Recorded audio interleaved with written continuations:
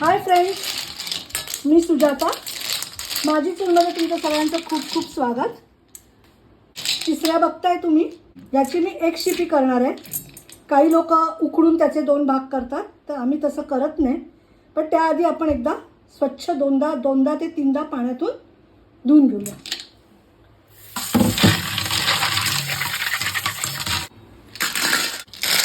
बघा कशा चकाकतात, सुंदर. स्वच्छ धुतलेले आहेत.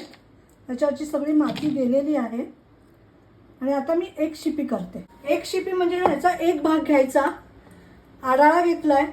आडाळा म्हणा, विळी म्हणा, काही म्हणा. हे कापलंय. हे बघा, हे असं घ्यायचं आणि दुसऱ्या शिपीची संपूर्ण मांस काढून घ्यायचं. अजून एक दाखवते.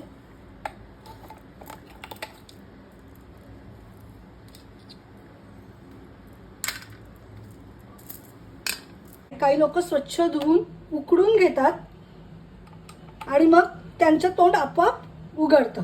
दुसऱ्या दिवशी करायचं असेल तर स्वच्छ धुवून फ्रीजरमध्ये ठेवावी आणि मग त्याची तेव्हाही तोंड ओपन होतात.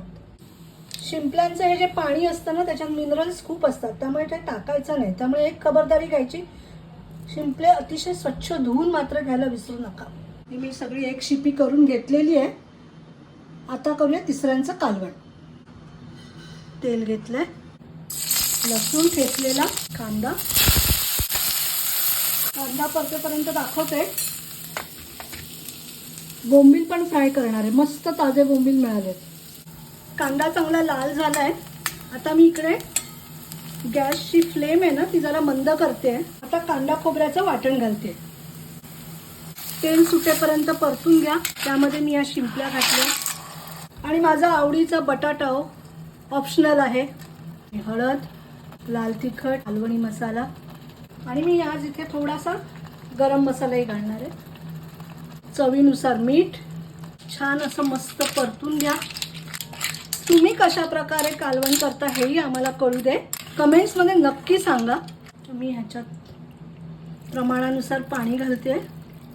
झाकून मी तिसऱ्या शिजवून घेते. हे आपलं तिसऱ्याचं कालवण तयार आहे. थोडीशी कोथिंबीर.